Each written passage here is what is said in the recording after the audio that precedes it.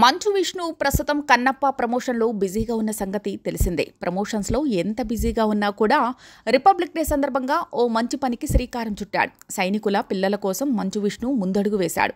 మోహన్ బాబు యూనివర్సిటీలో సైనికుల పిల్లలకు 50% స్కాలర్షిప్ ఇస్తామని ప్రకటించేశాడు. దేశానికి సైనికులు చేసే సేవ, వారి త్యాగాల్ని స్మరించుకోవాలని, వారి కుటుంబాలకు అండగా నిలబడాలని కోరాడు.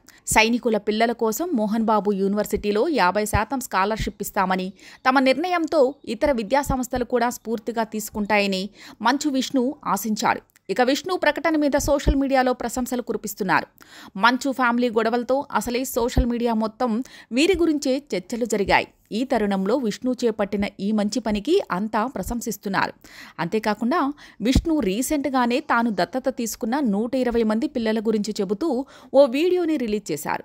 2 ఏళ్ల క్రితం దాదాపు 120 మంది పిల్లల్ని దత్తత తీసుకుని వారి బాగోగుల్ని చూసుకుంటున్నానని తెలిపాడు.